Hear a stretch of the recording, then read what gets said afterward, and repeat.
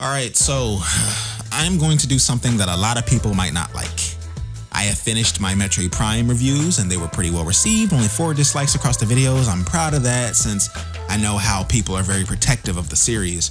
I was expecting a lot more pushback in terms of negative comments, people shitting on my opinion, saying stuff like, if you don't like it, don't play it, or the game isn't for you, so just shut up about it, stuff like that. But I'm still very small as a channel, so maybe it'll come later as I grow and more eyes wind up on the videos. But this is the 4th video in the Metroid Prime tetralogy. I've talked extensively about Metroid Prime 1, 2, and 3. This video will be like fan fiction or a what-if scenario.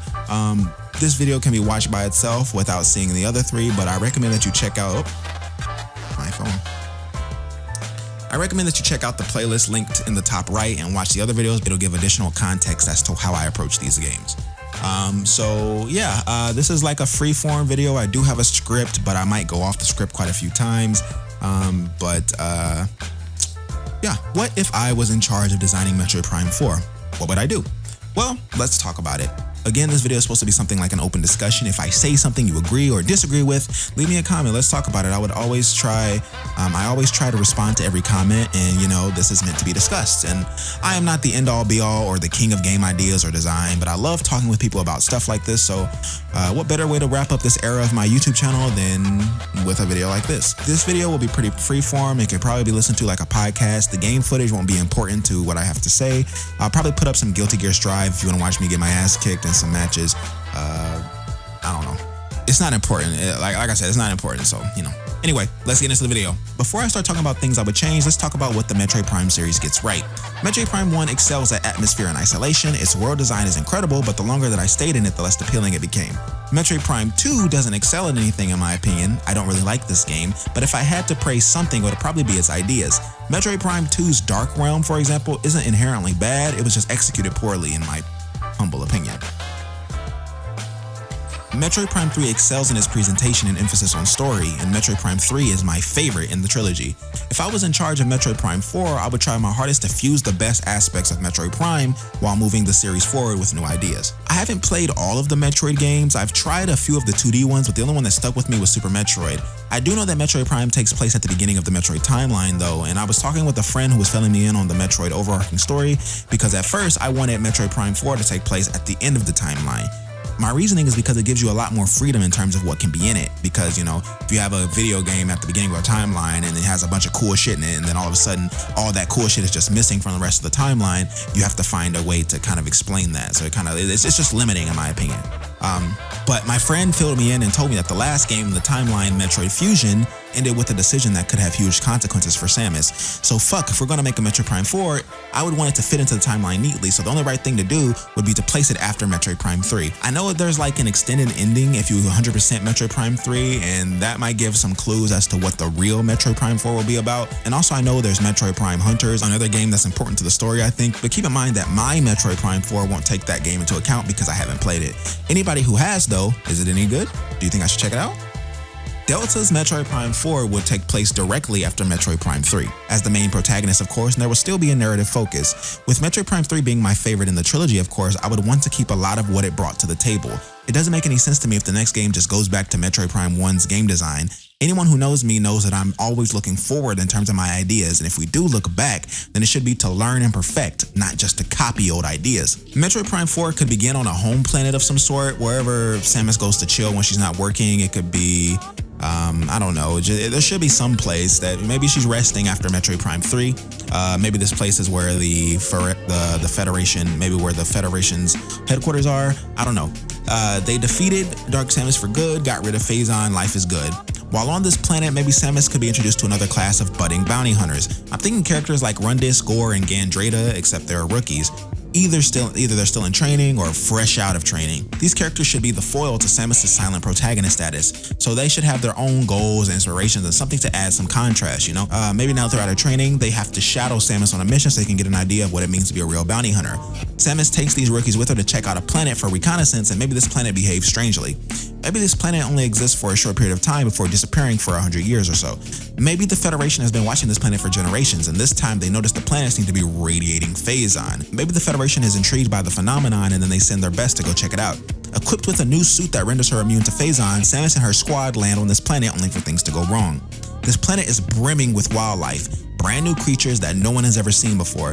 Samus' scanner provides no intel, and Samus has to interpret these creatures on the fly. Maybe after defeating them, she's able to scan them and send them back to the Federation for it to be logged in the scanner. Once she lands on the planet with her team of rookies, she gets attacked by a monster and gets beaten pretty badly. While she tries to fight to stay conscious, she can only watch as the rookies cry out for help before she blacks out. When she wakes up, Samus finds herself alone on the planet and her suit has lost most of its functionality. All Samus is left with is her charge beam, her missile launcher, her morph ball form. The point of the game would then be to explore this planet while gathering information about it, saving the rookies, and figuring out why it's radiating Phazon. The game will end with one last final bout with Metroid Prime. Not Dark Samus, but Metroid Prime, like from the first game. Every time you save a rookie, you send them back to the ship and they provide support. My idea with this setup was to find a way to appease both sides of the Metroid coin, those who prefer the isolated gameplay of Metroid Prime 1 and those like me who prefer the constant interaction with others from Metroid Prime 3. Maybe once you send the rookies back, one can provide more information and hints in terms of certain enemies and bosses or puzzles. Maybe this person can use technology found on the planet to provide Samus with upgrades to her suit.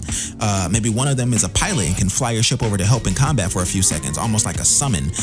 Maybe the third one can use some sort of clairvoyance, allowing them to help Samus fight an invisible enemy or something. I don't know, maybe they can take over an enemy and then, that enemy is like kind of like a familiar who will, run around with you and follow you around, and then when it dies, it's just gone and then this move goes on cooldown. I don't know, something like that. These abilities obviously will have cooldowns and will behave differently in and out of combat. This is just a general setup because if I went super in depth, this video would be extremely long, but moving away from the story, let's talk about some changes to the gameplay. If I made Metroid Prime 4, it would have a modern control scheme. Based on the Nintendo Switch controllers, it'll be left stick to move, right stick controls camera and aiming reticle, click it to lock it in, or click it to lock on, stuff like that. A button to jump, B button to dash, X for missiles, Y to interact with things, L button to bring up a weapon wheel, R button to scan, ZL for a shield that can block enemy attacks, and if the block is timed perfectly, you can counter by reflecting the projectile, or if it's a melee attack, maybe you can do a stylish insta-kill of the enemy, and if it's a boss, maybe just do a good chunk of damage. But for balance, you would not be able to shield and attack at the same time. ZR, of course, would be to fire your weapons, and the D-pad will be for visors, plus maybe for pause, and minus for maybe a map, I don't know. This control scheme is meant so that anybody could pick up this game and play it. Metroid Prime 1 and 2's control schemes are bad in my opinion. In terms of motion controls though, I don't really like them, but I'm not against adding like a motion control scheme or a gyro aiming option, I don't know. But the default will be the control scheme I just mentioned. The gameplay loop, and also I just want to say, I just want to let y'all know, while we're here, this stuff isn't perfect. This is just like an idea, just like a base idea. I put it together in 2 hours. Of course, if I had a team and the money to make something like this, or if I was tasked with making something like this, I would have access to a lot of people to bounce this idea off of, and we can just keep polishing and polishing and polishing until this is very, very good and airtight. The gameplay loop will be consistent with the rest of the Metroid Prime games in terms of an exploration focus, but I would do everything in my power to get rid of unnecessary backtracking. I think there should be a fast travel system. Maybe as you progress through the game, you can unlock new landing points for the ship and fast travel between landing points. There will be no moments like the end of Metroid Prime 1 and 2 where you have to retread through every location to find artifacts or special keys. None of that. The game will be pretty straightforward in its navigation, as well as get rid of doors. I would trade off a longer initial load time in order to get rid of doors, allowing you to explore the planet seamlessly with virtually no loading times. The planet will have its own ecosystem, so depending where you are, there will be roaming enemies you can avoid or you can fight for resources. So technically, if you really wanted to, you could play this game like a stealth game and just avoid every enemy, only fighting the ones you absolutely have to, or you can just go around gun blazing, killing everything like the older games. The enemies will drop health, missiles, and ammo. Yes, ammo. Metroid Prime 2 introduced an ammo system that had potential to be really cool, but like a lot of things in Metroid Prime 2, it was poorly implemented. In my Metroid Prime 4, the other weapons or beams will only be used in combat, so it wouldn't matter if you ran out of a certain weapon. New weapons should also have new effects instead of just being recolors of the power beam. Maybe one weapon could be a machine gun, giving up damage for a faster firing rate. Maybe another could be a spread shot, something short range with a lot of damage. Maybe one could be like a sniper, allowing you to take out enemies from far away with a powerful shot and a long cooldown between blasts. Maybe one can be melee, melee. Yes, you heard me. Samus needs a melee weapon. Maybe the melee weapon could be something that requires 2 hands to wield, or maybe if you have it equipped, you can't use your shield. Let's say it's an energy sword that deals massive damage, but you move slower and have to get up close and personal and take more damage. In terms of new visors, maybe you can get a visor that allows you to see weak points. Maybe a visor that gives you like Sharingan abilities, letting you see the missile path of incoming projectiles. I am not sold on the visors, and I wouldn't be against getting rid of them completely, but if I did implement them, they would probably be used for more combat depth, and only combat depth. Metroid Prime's combat isn't the worst, but it definitely could get some improvements. In my Metroid Prime 4, I would give Samus an upgrade system. Maybe she can explore and gather resources to give herself upgrades to her abilities. More health, increased damage, and maybe increased fire rate of the power beams and her other weapons. Maybe increased attack speed with the melee weapon. These upgrades would allow the player to play the game as they see fit. Maybe they want a more tanky kind of playstyle built around the shield and shorter range weapons. Maybe they want like an increased crit damage so they can play a more sniper-based assassin build. Maybe they want a little bit of everything. Since I would be removing backtracking as much as I could, if they chose to forego the fast travel and backtrack anyway, they would still be rewarded. They could gather more resources and min-max their build. With backtracking gone from the main story, however, the player would receive 100% by scanning every enemy and every neutral monster, as well as scanning and defeating every mini-boss and normal boss. Might add some collectibles in each zone, but I'm not sure about that yet. If I did, it would be locked behind puzzles or mini-bosses, and there would be only 1 in each zone. In terms of zones, I would want to keep it short, only 4. Not including the intro area, there will be a mountainous area, a snow area, a forest area, and an underwater area. Maybe a 5th area that opens up that can only be accessed when the other 4 zones are completed. I don't know, I'm not sold on that. After the intro zone, the player will be able to choose their progression path and can travel to whatever zone they want. There would be a predetermined path, but with some patience and ingenuity, the game can be played in any order. Each zone will have upgrades in it that will make navigation way easier for other areas, but these upgrades are more like a suggestion instead of being required. Hell, if possible, I think it would be cool to see if players could beat the game with no upgrades at all, giving more options in terms of how the player should approach the game. Will they go for a normal playthrough, like 80%, 100%, or what about the difficult 0% playthrough? Speaking of difficulty, I would like 1 difficulty, no veteran or normal mode, just 1 set difficulty. And how easy or hard it is depends on the player. If you gather resources and upgrades, then the game would probably become easy. Depending on your build, you can make the game extremely easy or extremely hard. Other changes I would make to the difficulty would be the bosses and enemy types. The get behind it enemies will be gone. Every enemy will be damageable from any point with obvious weak points. Of course, like the head, or if a certain enemy had like a different weakness, like a soft underbelly, or maybe they had like chips and armor, that way you can just shoot at that. Bosses will be more aggressive, but they can be damaged anywhere, getting rid of as much downtime as possible. Downtime is cool, but in boss fights when you're just sitting around waiting for your target to be able to be hurt, it's kind of boring. Let's see, what else? Suit upgrades. I want new upgrades, except for a few. The secret missile would come back only because I hated how it worked in Metroid Prime 2 and 3, and I would want to try to fix it out of spite. Maybe there could be a jetpack allowing you to glide after jumping by holding the jump button. Of course, double jump has to come back. Maybe the grapple hook could return by aiming at an enemy and pressing Y. You can pull them to you if they're small, or if they're big, you can pull yourself to them. Speaking of like big enemies, I think it would be really cool if there was like some massive bosses, kind of something along the lines of like Shadow of the Colossus, where you fight those massive fucking colossi. Like, I think that would be cool to have some bosses in Metroid Prime like that, or if not some, maybe at least one really good like big boss that's kind of like a puzzle where you have to climb it and walk around and use navigate. Like, I think that would be super fucking cool, and I don't know why Metroid doesn't have those. Morph ball bombs should probably come back. Instead of the power bombs, I want to implement something like a super beam, kind of like Samus's final smash from the Smash Bros games, where if you just continue to charge the charge beam for a few seconds longer, you just unleash this massive beam dealing massive damage, but with a very long cooldown though, of course. Outside of combat, this could be used to break blockades or clear debris, and I don't know, something along those lines. What else would I add? Bear with me now.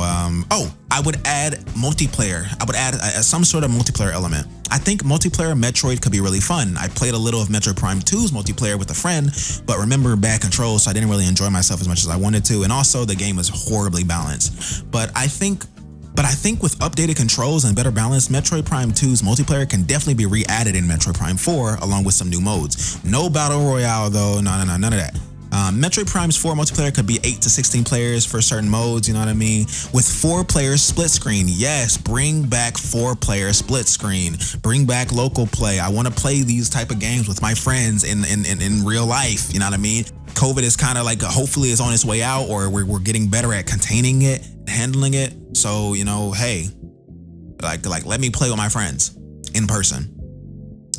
Metroid Prime 4 could also have a 4-player co-op mode with a unique story that repurposes the map from the main story. Depending on player feedback and how popular it is, they can add some DLC to add more missions. Maybe the players could create their own bounty hunter and recolor the Varia suit and make their own Samus to use in the co-op mode. Split screen, of course, you know what I mean? If I was making this, I would support the game for maybe 2 to 3 years, add some new content in multiplayer or with this co-op mode, balance stuff from the main game, the multiplayer and the co-op mode, and then after the 3 years, be like, yo, you know, this is the last patch, you know, just have fun and just keep that up just so for people to enjoy.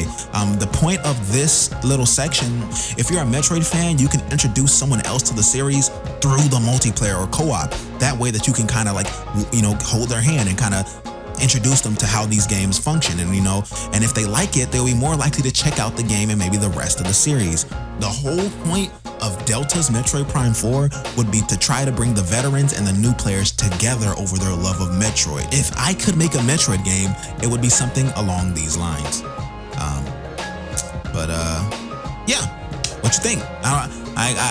I think that's all. I don't know if I might be forgetting some stuff, and then like I said, I didn't go too in depth because if I did, this video would be extremely long, and I didn't want it to be long. It's kind of like a epilogue to the whole Metroid Prime tetralogy series on my channel. Yeah, what do you think? Am I onto something? Am I full of shit? Maybe. I don't know. Let's talk about it. I hope you liked this video though, if you made it to the end, and I appreciate you listening to me ramble about my little what if scenario. Please keep it civil in the comment section. I'm always down to continue the conversation down there if you're not being a big meanie head. But you know, all that being said, if you liked the video, leave a like, and if you really liked it, then you know, leave a sub. You don't want to miss any of my extra videos, or my you don't want to miss any of my new videos, right? I mean, come on. Should I make more videos like this in the future? I don't know. I had a lot of fun with this one. It'll be cool talking about like, oh, if I made like a Zelda or a Pokemon or something like that. It'll be cool to like do some kind of these just light, fun content just to throw out there. I don't know. We'll see. Anywho, I'll see y'all next time. Take care. Be safe out there. And yeah, bye-bye.